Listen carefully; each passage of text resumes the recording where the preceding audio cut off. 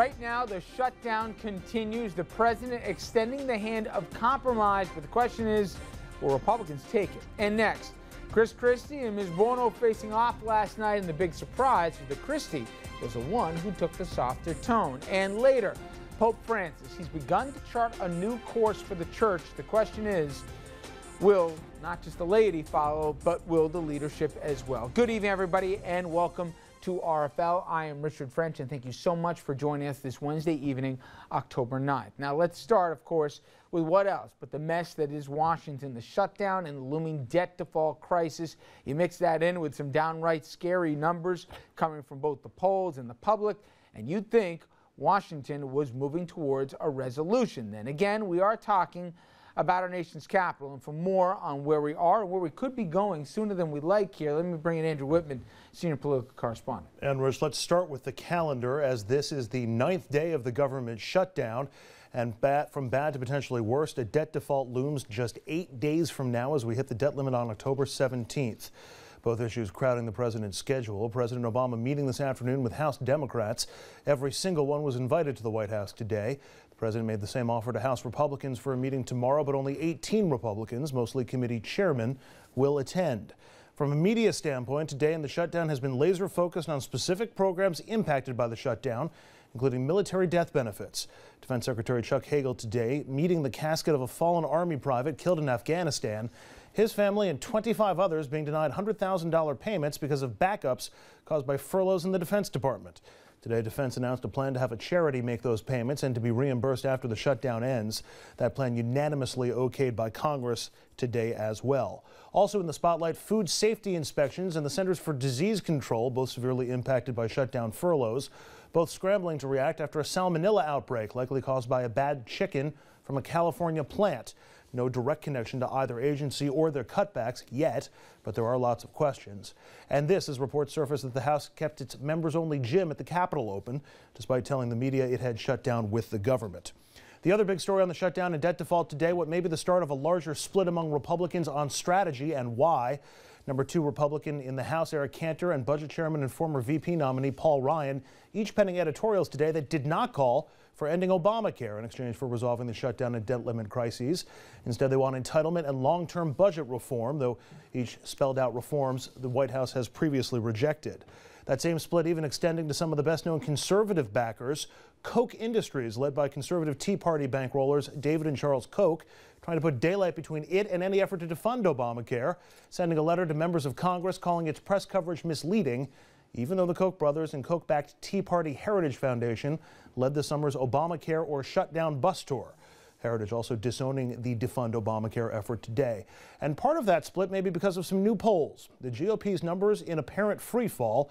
Gallup registering Republican Party favorability numbers at just 28% today. That is the lowest number for either political party ever in the history of Gallup. Lower than after impeachment in the 1990s, lower than the 95-96 shutdowns, and lower than the final days of the Bush administration. Another Gallup poll is 1/3 of Americans declaring that government dysfunction is now the biggest problem facing the nation.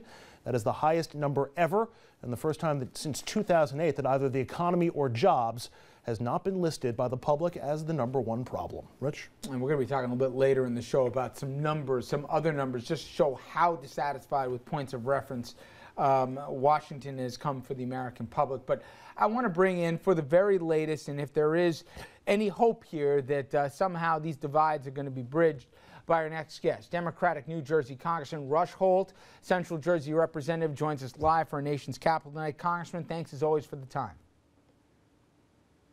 Richard, good to be with you. Well, give me something. Give me some good news, Congressman, that says that sanity will prevail here. Everybody said, well, they're never going to shut the government down. Obviously, we know how that goes. Everyone says, well, they're never going to screw around with the debt limit. Well, the 17th is coming sooner than we like. Do you see anything right now to say that, yes, well, maybe some people are distancing themselves from the Tea Party, that will translate into a deal? I don't see the specifics of it yet. I'm optimistic. I mean, this country has gone through tough times before. We've always righted ourselves. It's not by accident that this has been such a great country. It's because our system of government ultimately has worked time and again. But I don't see the avenue now, the route that's going to take us out of this. When you hear people saying that having a clean, continuing resolution to keep the government open is surrender, is capitulation, that doesn't bode well. And when you hear other people denying that there is any downside to a default, that is even worse. The president said, we seem to have gone from climate change denial to debt crisis denial. It's troubling. And, it's not as if there are two sides equally valid arguments, equally justified. No, it is one side of some people who are really off the edge, who have commandeered, who've taken over the locomotive and hitched the government to it, and they're driving off a cliff. So it's not a confrontation between two equal sides where we got to work something out and sit down and talk. No, I mean, these are people who are bent on self-destruction and taking the government with them.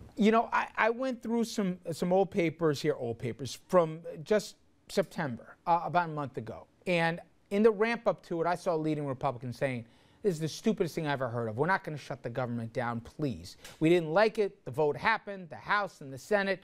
They passed Obamacare, and the Supreme Court even validated it. We're not going to shut the government down. I heard others saying, what are we, lemmings here? We're going to go over the cliff? This is nuts. I hear all the words, and I keep hearing there are only 40, maybe 60 max Tea Partiers. But at the end of the day, that seems to be enough nowadays to grind all this to a halt.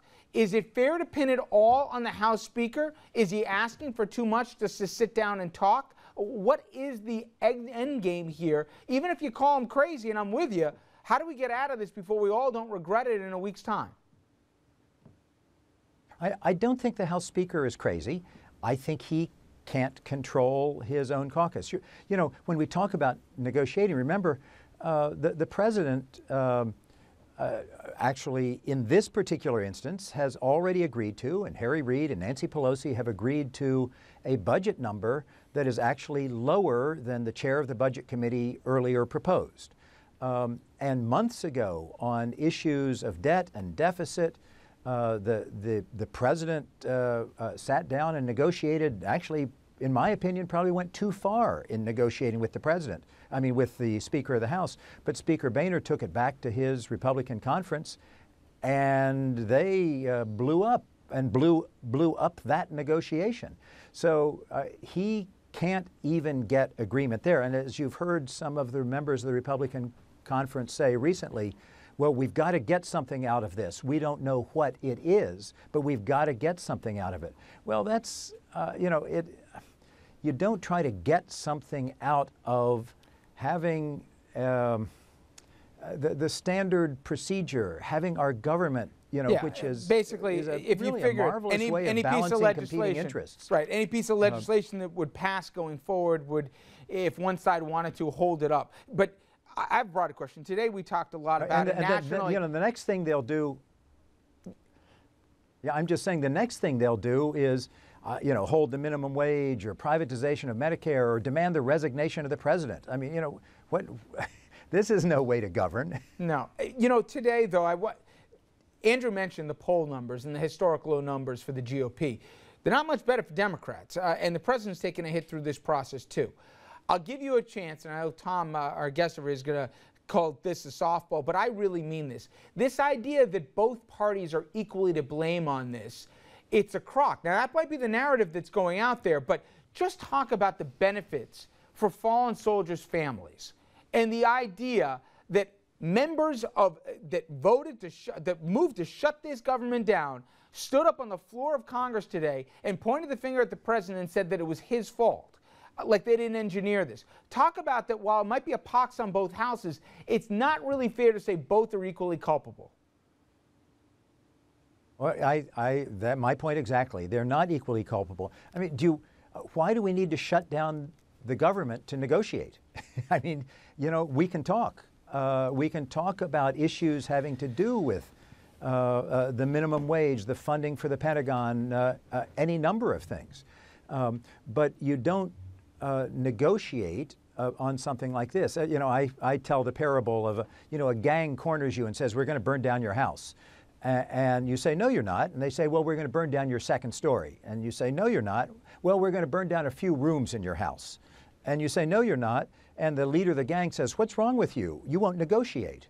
I mean, that's there have been times in the past, of course, that that individual pieces of legislation have been tied to a debt ceiling vote, which is a must-pass vote.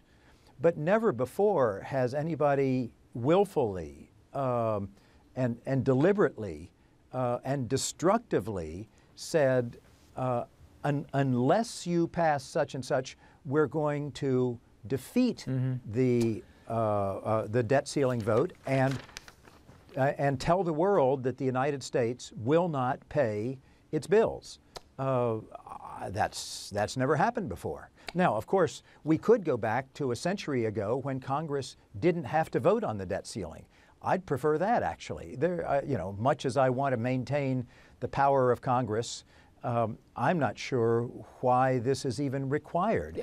Every time we authorize expenditures, every time we appropriate money, we should be allowing the president to spend that money and to borrow if necessary. Congressman, so we shouldn't have a separate debt ceiling vote. Final question for me.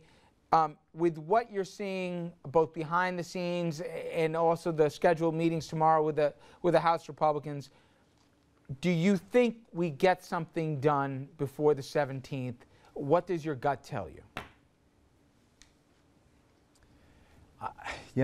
My optimism that this country ultimately works, that the people's will is ultimately expressed in our government, tells me that yes, we're going to get it done.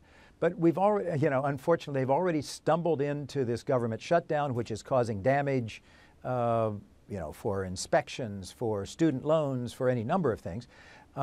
And the same kind of bumbling can lead us into a government shutdown, a debt default, which would be even worse. It would be so harmful to the economy, so harmful to many individuals that it's hard to contemplate. Well, Congressman, I wish you the best of luck. It sure sounds like you're going to need it here. Again, that's Congressman Rush Holt. Thank you again. Thank you.